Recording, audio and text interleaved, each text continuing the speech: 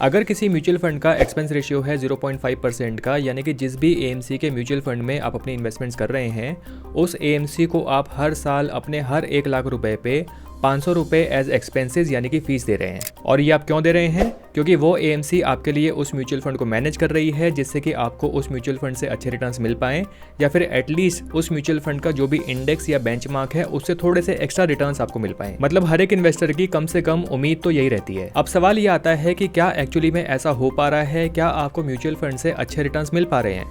कुछ केसेस में हाँ और बहुत ज्यादा केसेस में ना। इकोनॉमिक टाइम की इस रिपोर्ट के according 60% mutual fund schemes are not able to beat their respective benchmarks. आप बाकी म्यूचुअल फंड कैटेगरीज की परफॉर्मेंस का डेटा इस स्कोर कार्ड से देख सकते हैं। Small cap, mid cap, focused funds, ELSS funds, large and mid cap mutual funds, flexi cap, multi cap, large cap funds, contra funds and value funds. और Moneycontrol की इस report के according over 73% active small cap mutual funds and active mid cap mutual funds fail to beat their benchmarks in 2023। ये वही year है जिसमें stock market ने सबसे अच्छी रैली दी है। तो ऐसी म्यूचुअल फंड स्कीम्स में अपना पैसा डाल के आपको जो रिटर्न्स मिलते हैं वो इंडेक्स या फिर बेंचमार्क के बराबर के मिलते हैं, या फिर बहुत सारे केसेस में उससे भी कम के मिलते हैं। लेकिन एक्सपेंस रेशियो के फॉर्म में जो आप फीस इन एएमसी को और म्यूचुअल फंड्स को पे करते हैं वो आप पूरी पे करते हैं, जिससे आपके जो ओवरऑल रिटर्न्स हैं वो कम हो जाते हैं।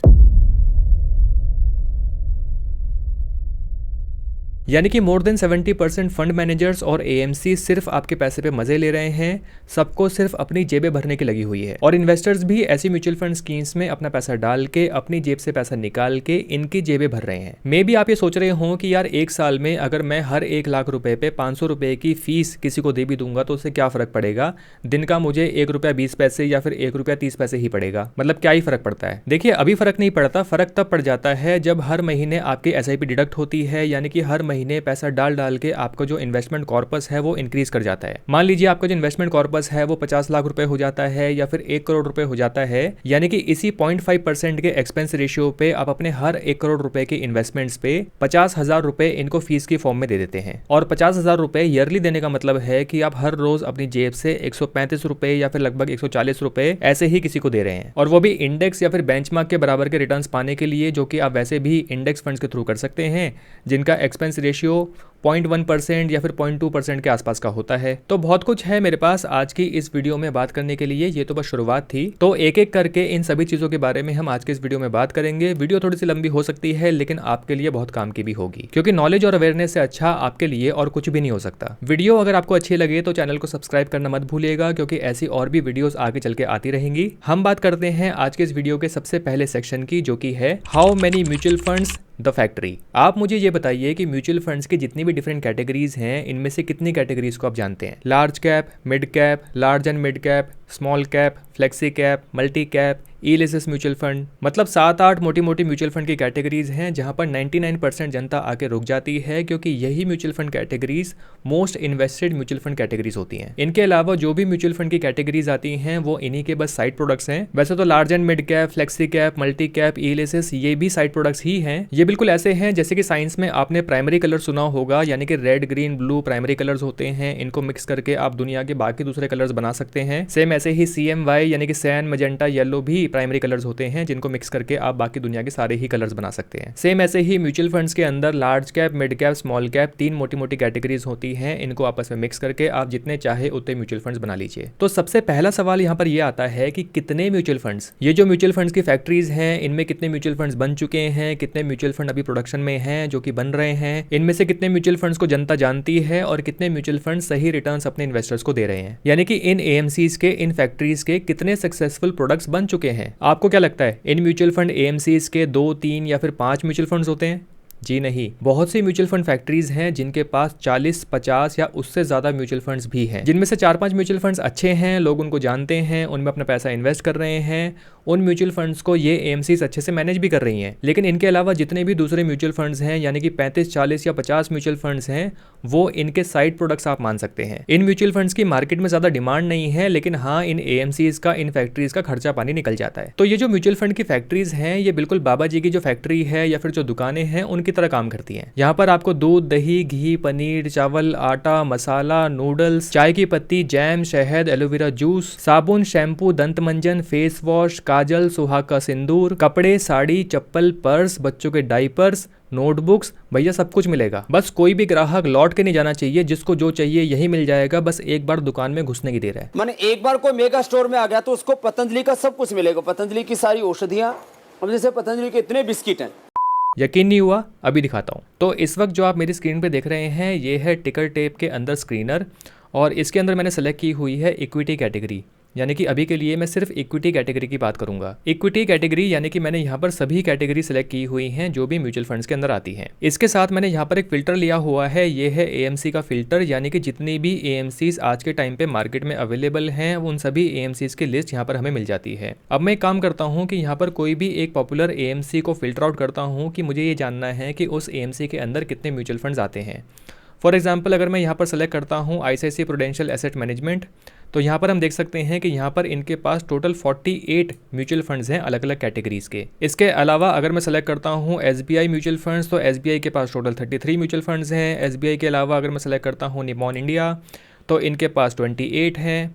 उसके अलावा अगर मैं एचडीएफसी पे फिल्टर लगाता हूँ तो एचडीएफसी एसेट मैनेजमेंट के पास टोटल 34 म्यूचुअल फंड्स हैं, और एक्सिस के पास यहाँ पर 22 म्यूचुअल फंड्स हैं। और ये टोटल एएमसीज कितनी है, खैर इनकी लिस्ट बहुत बड़ी है, इनकी लिस्ट की हम बात नहीं करेंगे। और अगर मैं ओवरऑल म्यूचुअल फंड स्कीम्स की बात करता हूँ तो टिकर टेप पे मुझे यहाँ पर 609 म्यूचुअल फंड के रिजल्ट्स मिल रहे हैं, यानी कि 600 से भी ज्यादा म्यूचुअल फंड्स हैं अपनी इन्वेस्टमेंट्स करने के लिए। और मजे की बात यह है कि ये जितने भी म्यूचुअल फंड्स हैं इन म्यूचुअल फंड्स में से कोई भी ऐसा म्यूचुअल फंड नहीं है जिसका AUM 0 हो, या फिर किसी भी म्यूचुअल फंड के पास एक भी इन्वेस्टर ना हो, ऐसा नहीं है। अब इन्हीं म्यूचुअल फंड्स में जो सबसे बड़े म्यूचुअल फंड्स हैं जिनका AUM बहुत ज्यादा हाई है, यानी कि ये वो म्यूचुअल फंड्स हैं जो एक्चुअली में इन एएमसीज के सक्सेसफुल म्यूचुअल फंड्स में से एक हैं। और इन म्यूचुअल फंड्स में AUM इसलिए भी इंक्रीज हुआ है क्योंकि इन एएमसीज ने इन म्यूचुअल फंड्स में रियल में काफ़ी ज़्यादा हार्ड वर्क किया है।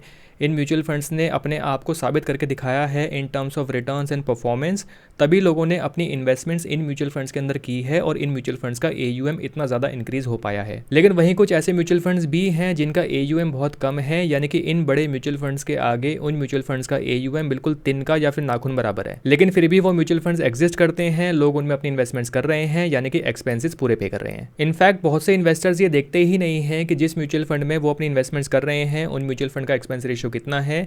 मैंने ऐसे बहुत से म्यूचुअल फंड्स यहाँ पर देखे हैं जिनका एक्सपेंस रेशियो 1.5%, 1.7% तक भी है, और इनकी परफॉर्मेंस कैसी है वो मत पूछिए।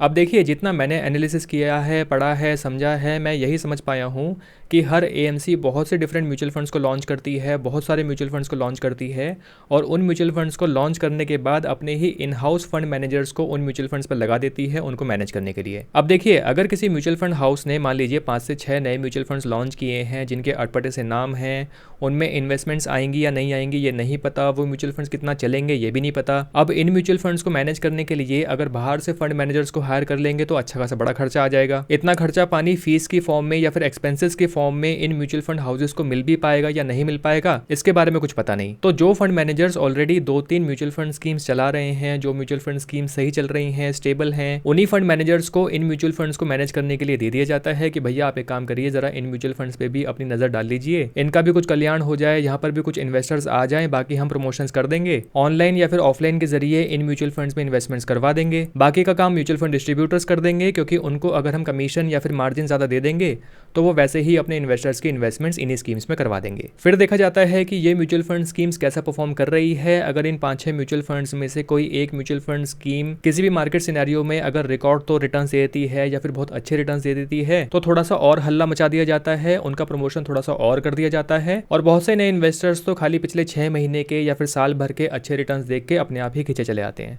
इसीलिए कहता हूँ कि किसी भी म्यूचुअल फंड में खाली पिछले 6 महीने के या फिर 1-2 साल के रिटर्न्स देख के अपनी इन्वेस्टमेंट्स नहीं करनी चाहिए। देखना ही है तो उसके पूरे पास्ट रिकॉर्ड को देखो, उसके रोलिंग रिटर्न्स को देखो, उस म्यूचुअल फंड ने अपने बेंचमार्क को कितनी बार आउट परफॉर्म किया है, किस किस केसेस में आउट परफॉर्म किया है, उसको देखो, तब जाके आपको किसी भी म्यूचुअल फंड स्कीम में अपनी इन्वेस्टमेंट्स करनी चाहिए। अब चलते हैं इस वीडियो के सेकंड सेक्शन पे, यानी कि fund managers versus mutual funds. तो पहला सवाल यहाँ पर यह आता है कि एक म्यूचुअल फंड को कितने फंड मैनेजर्स मैनेज कर सकते हैं। वैसे तो ये कितने भी हो सकते हैं, इसमें दिक्कत ही क्या है भाई, जितने दिमाग होंगे उतना ही अच्छा है, 1 से भले 2, 2 से भले 4। अब इस क्वेश्चन को रिवर्स करते हैं, तो अब सवाल ये बनता है कि एक फंड मैनेजर कितने म्यूचुअल फंड्स को मैनेज कर सकता है, 1, 2, 3, 5? जी नहीं, 5 तो बहुत कम हैं और ये मेरे लिए भी शॉकिंग था, आपके लिए भी हो सकता है। कुछ एएमसीज ऐसी हैं जिनमें फंड मैनेजर 4 या 5 म्यूचुअल फंड्स नहीं, 9 से 10 म्यूचुअल फंड्स को मैनेज कर रहा है या फिर मैनेज कर रही है।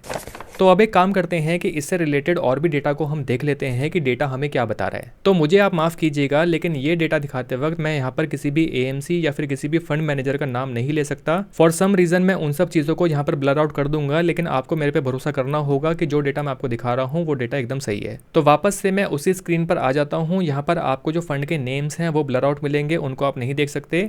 साथ ही साथ जो एएमसी है और जो फंड मैनेजर का कॉलम है ये भी आपको ब्लर आउट मिलेगा, इसको भी आप नहीं देख सकते।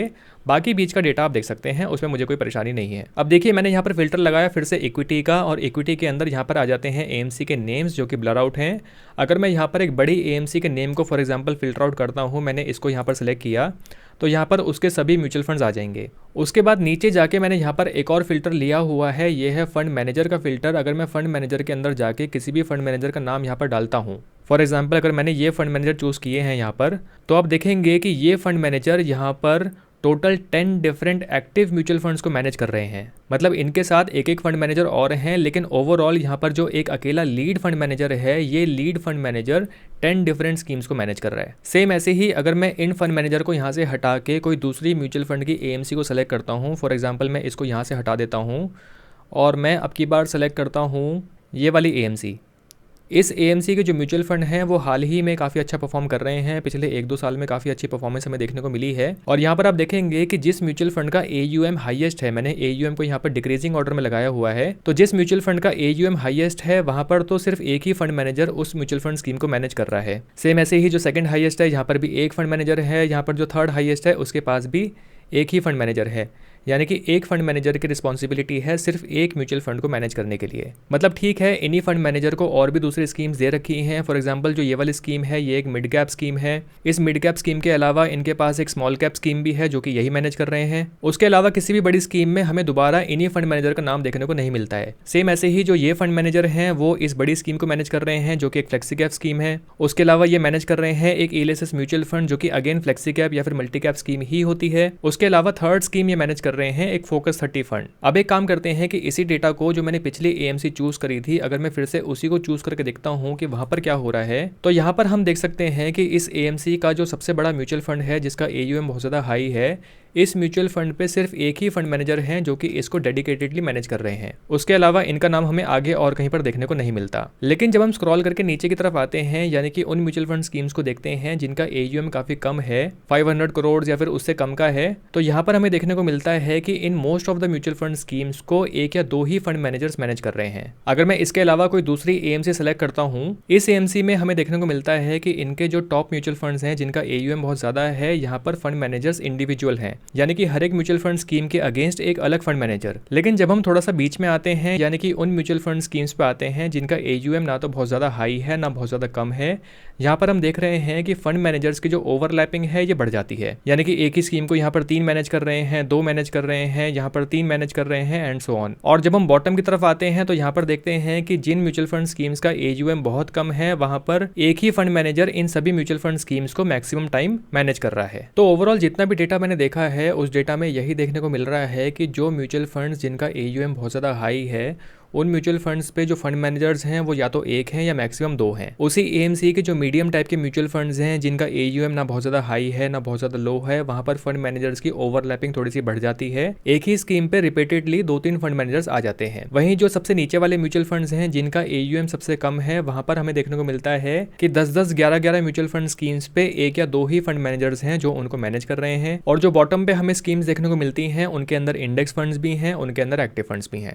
देखिए मैंने IT कंपनीज में लगभग 12 साल काम किया है और इन 12 साल में मैंने बहुत सारे डिफरेंट प्रोजेक्ट्स पे काम किया है और ये चीज़ें IT कंपनीज में भी कुछ ऐसे ही काम करती हैं। कुछ प्रोजेक्ट्स बहुत सक्सेसफुल होते हैं, उनके मैनेजर्स बहुत अच्छे से काम कर रहे होते हैं, क्लाइंट्स भी खुश होते हैं, उनका भी अच्छा खासा पैसा आ रहा होता है। वहीं कुछ प्रोजेक्ट्स ऐसे होते हैं जो थोड़े से खस्ता हाल सिचुएशन में चल रहे होते हैं, क्लाइंट्स थोड़ा सा दुखी होता है, क्लाइंट्स पेमेंट्स रोक देते हैं, क्लाइंट्स अपने नए फीचर्स या फिर नए ऑप्शंस उन प्रोजेक्ट्स में डालना बंद कर देते हैं, एक तरह से एक्सपेक्टेशंस को काफ़ी कम कर लेते हैं कि भैया इनसे ना हो पाएगा। तो होता क्या है कि जो सक्सेसफुल प्रोजेक्ट्स के मैनेजर्स होते हैं उनको थोड़ा सा हाथ बटाने के लिए जो ढीले और नीचे वाले प्रोजेक्ट्स होते हैं उनमें भी थोड़ा बहुत अलाइन कर दिया जाता है कि आप अपनी नजर इन प्रोजेक्ट्स पे भी बनाए रखिए कि यार इन प्रोजेक्ट्स का भी थोड़ा सा कल्याण हो जाए, इनकी जो पेमेंट्स रुकी हुई है या फिर जो और एक्स्ट्रा पेमेंट आनी है वो भी आ जाए और क्लाइंट भी वापस ना जाए। तो अभी अभी जो मैंने कहा है इसको आप रिलेट कर सकते हैं प्रोजेक्ट्स यानी कि म्यूचुअल फंड्स, क्लाइंट्स यानी कि इन्वेस्टर्स और मैनेजर्स यानी कि फंड मैनेजर्स। तो मतलब मोटिव यही होता है कि प्रोजेक्ट्स चल पड़े, क्लाइंट वापस ना जाए, यानी कि इन्वेस्टर्स अपना पैसा बाहर ना निकाले और दुकान बस चलती रहे। अब बात करते हैं म्यूचुअल फंड के रिटर्न्स की, यानी कि जितने भी रिटर्न्स म्यूचुअल फंड्स आपको दे पा रहे हैं, फिर चाहे वो किसी भी कैटेगरी के हों, large cap, mid cap, small cap, ये रिटर्न्स जो किसी भी इन्वेस्टर को मिल पा रहे हैं, क्या वो रिटर्न सही हैं? तो सबसे पहले डेटा को देख लेते हैं। इसके लिए मैंने large cap, mid cap, small cap तीनों ही कैटेगरीज के लास्ट 10 ईयर्स के जो टॉप परफॉर्मिंग म्यूचुअल फंड्स हैं उनमें से 5 से 6 म्यूचुअल फंड्स मैंने निकाले और उनके रिटर्न्स को मैंने चेक किया। तो जैसा कि आप स्क्रीन पे देख सकते हैं, मैंने यहाँ पर लार्ज कैप के अंदर 5 म्यूचुअल फंड्स को निकाला जो कि लास्ट 10 ईयर्स के काफ़ी अच्छे परफॉर्मिंग म्यूचुअल फंड्स थे।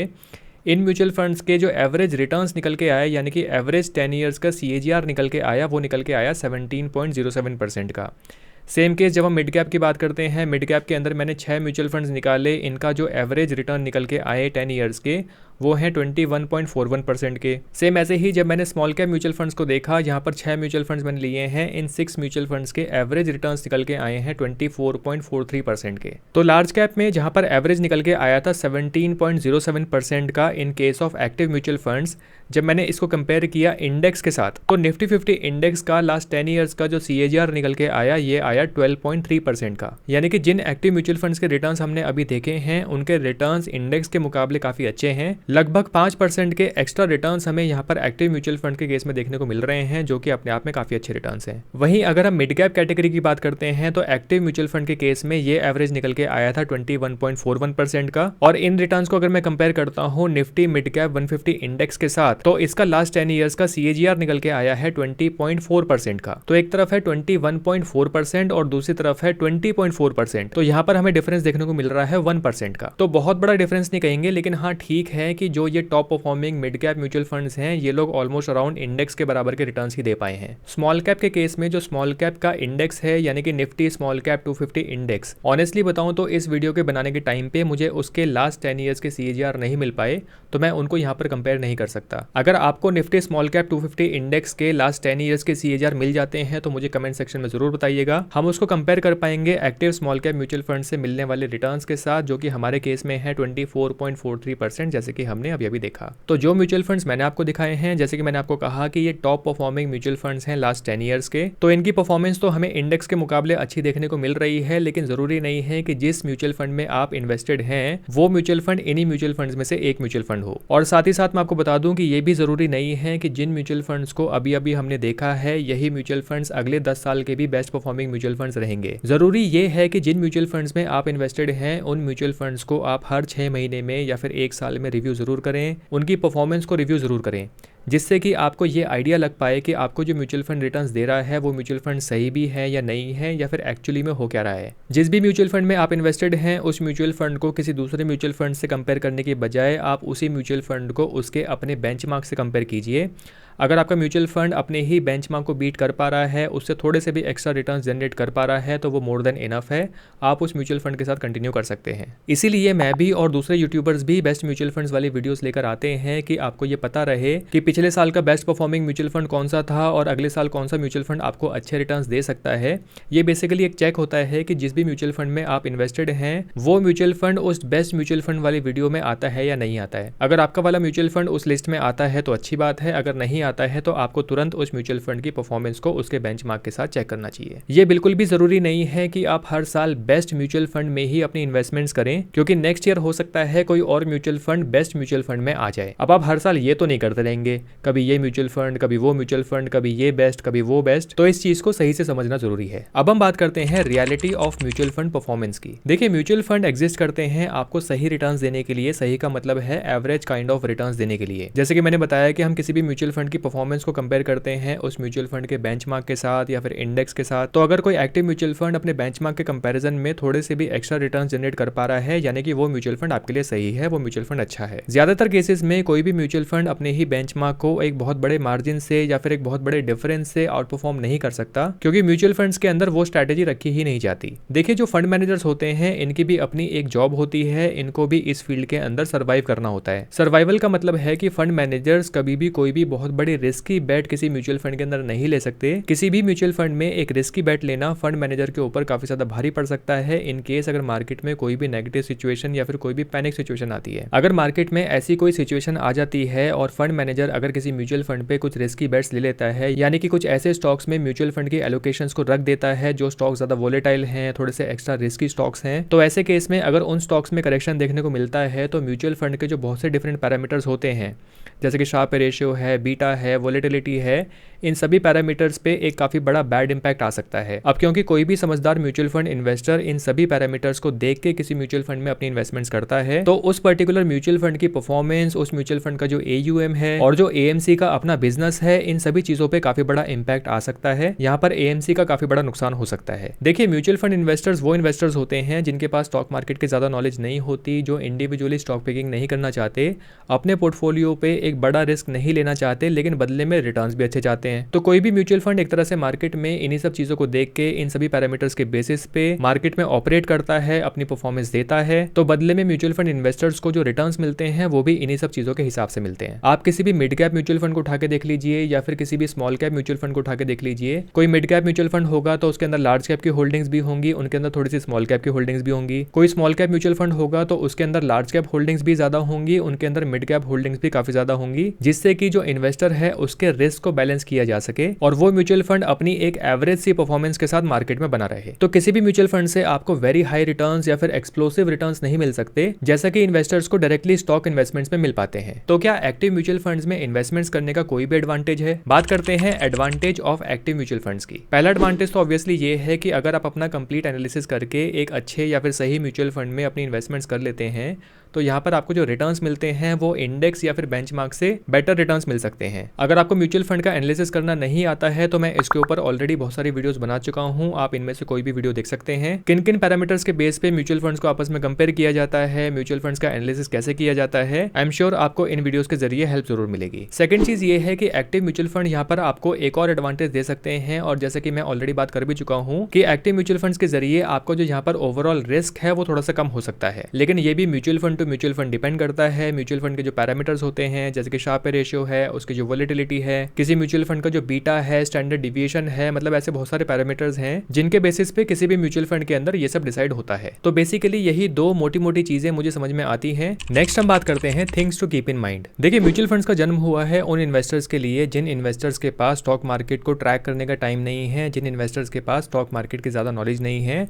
वो इन्वेस्टर्स भी म्यूचुअल फंड में SIP के थ्रू अपनी इन्वेस्टमेंट्स लॉन्ग टर्म के लिए कर सकते हैं। बस काम सिर्फ इतना ही करना है कि सही एनालिसिस के साथ एक सही म्यूचुअल फंड में अपना पैसा इन्वेस्ट करना है और उस म्यूचुअल फंड को हर 6 महीने या फिर 1 साल में रिव्यू करना है। ऐसे इन्वेस्टर्स को लालच करके खुद स्टॉक इन्वेस्टमेंट्स में नहीं घुसना चाहिए, क्योंकि ऐसे में आपको फायदे से ज्यादा नुकसान हो सकता है। अगली चीज, म्यूचुअल फंड्स आपको स्टॉक मार्केट में एवरेज से रिटर्न्स देते हैं, इसके बारे में हम बात कर चुके हैं। At the same time mutual funds आपके पोर्टफोलियो को यानी कि आपके पैसे को कम रिस्क पे रखते हैं कंपेयर टू स्टॉक्स। हाउएवर कुछ म्यूचुअल फंड्स ऐसे होते हैं जो कि हाई रिस्की म्यूचुअल फंड्स होते हैं, जैसे कि सेक्टोरल म्यूचुअल फंड्स होते हैं। तो ऐसे म्यूचुअल फंड्स में आपको सोच समझ के ही अपना पैसा इन्वेस्ट करना चाहिए। म्यूचुअल फंड्स में पैसा इन्वेस्ट करने का मतलब है कि आप लॉन्ग टर्म के लिए अपना पैसा इन्वेस्ट कर रहे हैं, इस चीज को आपको नहीं भूलना चाहिए। अगर आप 3 साल या फिर उससे कम ड्यूरेशन के लिए अपना पैसा इन्वेस्ट करना चाहते हैं तो मेरे ख्याल से म्यूचुअल फंड्स आपके लिए एक सही जगह नहीं है। बेटर होगा कि आप दूसरे फिक्स इनकम इंस्ट्रूमेंट्स में अपना पैसा इन्वेस्ट करें। इस वीडियो का आखिरी सेक्शन आता है कि what should a mutual fund investor do. सबसे पहली और इंपॉर्टेंट चीज कि अगर आप एक म्यूचुअल फंड इन्वेस्टर हैं तो सबसे पहले मेरे इस चैनल को सब्सक्राइब कर लो, क्योंकि मैं म्यूचुअल फंड्स के ऊपर बहुत सारी वीडियोस रेगुलरली लाता रहता हूं। आई एम श्योर ये वीडियोस आपके लिए काफी ज्यादा हेल्पफुल होंगी, तो चैनल को सब्सक्राइब करना मत भूलिएगा। देखिए, वैसे तो हम इस वीडियो में ऑलरेडी बहुत सारी चीज़ों के ऊपर बात कर चुके हैं कि म्यूचुअल फंड्स क्या हैं, म्यूचुअल फंड्स कैसी परफॉर्मेंस देते हैं, कितने म्यूचुअल फंड सही हैं, कितने म्यूचुअल फंड्स खराब है, वगैरह वगैरह। लेकिन एक चीज़ मैं यहाँ पर आपको ये समझा दूं कि म्यूचुअल फंड्स गलत नहीं है। म्यूचुअल फंड्स एक तरह से स्टॉक मार्केट में अपना पैसा इन्वेस्ट करने का सिंपलेस्ट और मोस्ट पावरफुल तरीका है, जिसके थ्रू कोई भी बिगिनर या फिर कोई भी कॉमन इन्वेस्टर अपनी इन्वेस्टमेंट स्टॉक मार्केट में कर सकता है और स्टॉक मार्केट से पैसा कमा सकता है। बस आपको एक चीज़ यहाँ पर याद रखनी है कि हर एक नया म्यूचुअल फंड आपके लिए नहीं बना है, हर एक म्यूचुअल फंड फंड में आपको इन्वेस्टमेंट्स करने की जरूरत नहीं है। कुछ लोग म्यूचुअल फंड्स में स्टॉक्स की तरह इन्वेस्टमेंट्स करते हैं, यानी कि एक ही बंदा 10, 15, 20 म्यूचुअल फंड्स में अपनी इन्वेस्टमेंट्स कर रहा है, ये सोच के कि जितने म्यूचुअल फंड्स में वो अपनी इन्वेस्टमेंट्स करेगा उतने ही अच्छे रिटर्न्स उसको मिलेंगे। तो बहुत से इन्वेस्टर्स हर नए म्यूचुअल फंड में या फिर हर अच्छे नाम वाले म्यूचुअल फंड में अपनी इन्वेस्टमेंट्स करते रहते हैं, जिसका ऑनेस्टली बताऊं तो कोई फायदा नहीं है। ऐसा करके आपको कुछ भी खास रिटर्न्स नहीं मिलेंगे। और फायदा क्यों नहीं है, मेरे ख्याल से ये चीज मैं आपको ऑलरेडी समझा चुका हूं। जितने ज्यादा म्यूचुअल फंड्स होंगे उतने ही डिफरेंट एक्सपेंस रेशियोज होंगे। जरूरी नहीं है कि हर म्यूचुअल फंड अपने बेंचमार्क को या फिर इंडेक्स को बीट कर पाए, आपको अच्छे रिटर्न्स दे पाए। तो इन दी एंड आपके रिटर्न्स ही कम हो जाते हैं। और जैसे मैंने कहा था कि म्यूचुअल फंड्स में इन्वेस्टमेंट्स करने का मतलब कम रिटर्न्स पाना नहीं है। अगर आप एक सही म्यूचुअल फंड में लॉन्ग टर्म के लिए अपनी इन्वेस्टमेंट्स करते हैं तो आप 70 to 80% जो स्टॉक इन्वेस्टर्स होते हैं, जिनको ये लगता है कि वो बार बार स्टॉक्स बाय करके सेल करके अच्छा खासा प्रॉफिट बना लेंगे, मैं आपको बता दूं कि आप सिर्फ म्यूचुअल फंड्स के थ्रू ही ऐसे बहुत से इन्वेस्टर्स से ज्यादा बेटर रिटर्न्स लॉन्ग टर्म में जनरेट कर सकते हैं। इसलिए जब तक आपको स्टॉक इन्वेस्टमेंट्स की, स्टॉक पिकिंग की पूरी नॉलेज ना हो, तब तक आपको स्टॉक पिकिंग में डायरेक्टली स्टॉक्स में इन्वेस्टमेंट्स करने के लिए नहीं जाना चाहिए। जब भी आप अपने लिए कोई भी म्यूचुअल फंड चूज करें, ये चीज हमेशा याद रखिए कि हमेशा अच्छे ब्रांड या फिर एक अच्छी एएमसी के म्यूचुअल फंड में ही आपको अपनी इन्वेस्टमेंट्स करनी चाहिए। जैसे कि मैंने कहा था कि म्यूचुअल फंड की फैक्ट्री यानी कि म्यूचुअल फंड की एएमसी जितनी बड़ी होगी उतना ही आपका वहां पर फायदा होगा, क्योंकि आपको ऐसी एएमसीज के साथ इन्वेस्टमेंट्स करने पे आपको म्यूचुअल फंड के अंदर लिक्विडिटी अच्छी मिल जाती है। लिक्विडिटी का मतलब है कि जब भी आपको पैसे की रिक्वायरमेंट होती है, अगर आप अपनी रिडीम्शन रिक्वेस्ट डालते हैं तो वो रिडीम्शन रिक्वेस्ट जल्दी से जल्दी फुलफिल हो जाती है, आपको जल्दी पैसा वापस मिल जाता है। क्योंकि बड़ी एएमसी के पास जो लिक्विड मनी होती है, जो कैश होता है, वो भी काफ़ी ज़्यादा होता है। तो किसी भी मार्केट सिनेरियो में रिडीम्शन रिक्वेस्ट को फुलफिल होने में ज़्यादा टाइम नहीं लगता है, आपको आपका पैसा मिल जाता है। लार्ज कैप कैटेगरी के अंदर active large cap mutual funds के अंदर पैसा इन्वेस्ट करने से अच्छा है कि आप डायरेक्टली निफ्टी 50 इंडेक्स फंड में अपना पैसा इन्वेस्ट करें। क्योंकि पास्ट में जैसा कि देखा गया है कि लार्ज कैप एक ऐसी कैटेगरी है जहां पर large cap active mutual funds अपने इंडेक्स को यानी कि निफ्टी 50 को ही बीट नहीं कर पाते, उनसे ज्यादा बेटर रिटर्न्स जनरेट नहीं कर पाते। तो active large cap mutual funds में इन्वेस्ट करके बेकार में ही आप ज्यादा एक्सपेंसेस पे करते रहेंगे और बदले में आपको रिटर्न्स भी कुछ खास नहीं मिलेंगे कंपेयर टू इंडेक्स। और वीडियो की शुरुआत में जैसे कि हमने डेटा देखा था कि active large cap mutual funds की जो परफॉर्मेंस है वो पिछले एक साल में काफी सुधरी है। लेकिन उससे पहले की अगर हम बात करते हैं तो लार्ज कैप कैटेगरी में एक्टिव म्यूचुअल फंड्स अपने बेंचमार्क को या फिर इंडेक्सेस को बहुत लंबे समय से बीट नहीं कर पा रहे थे।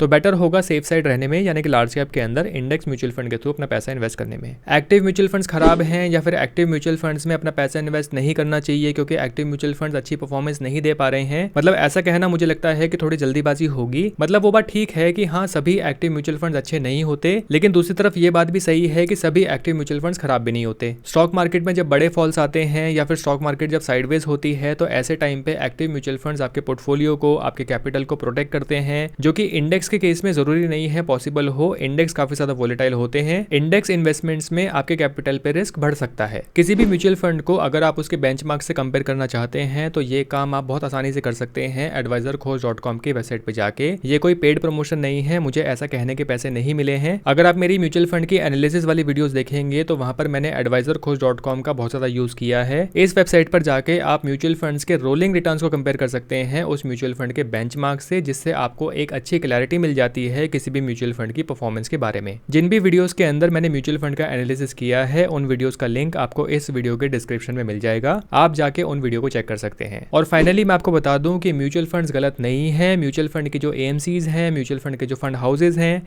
इनका काम है बिजनेस करने का, इनका काम है नए नए म्यूचुअल फंड्स को लॉन्च करने का। लेकिन कोई नया म्यूचुअल फंड मार्केट में आ गया है इसका मतलब ये नहीं है कि आप अपनी इन्वेस्टमेंट्स उस म्यूचुअल फंड के अंदर कर देंगे। आप अपने म्यूचुअल फंड पोर्टफोलियो को जितना सिंपल रखेंगे, जितना छोटा रखेंगे, अपने पोर्टफोलियो को आप जितना सही से डाइवर्सिफाइड करके रखेंगे उतना ही आपके लिए अच्छा है। आप लॉन्ग टर्म में म्यूचुअल फंड्स के थ्रू अच्छा खासा प्रॉफिट बना सकते हैं। अगर आपने इस वीडियो को एंजॉय किया है, आपको इस वीडियो से कुछ भी सीखने को मिला है, कुछ भी नॉलेज आपको मिली है, तो इस वीडियो को लाइक करके मुझे जरूर बताएं और जाने से पहले चैनल को सब्सक्राइब करना मत भूलिएगा। जल्दी ही मिलेंगे नेक्स्ट वीडियो में। Thank you for watching.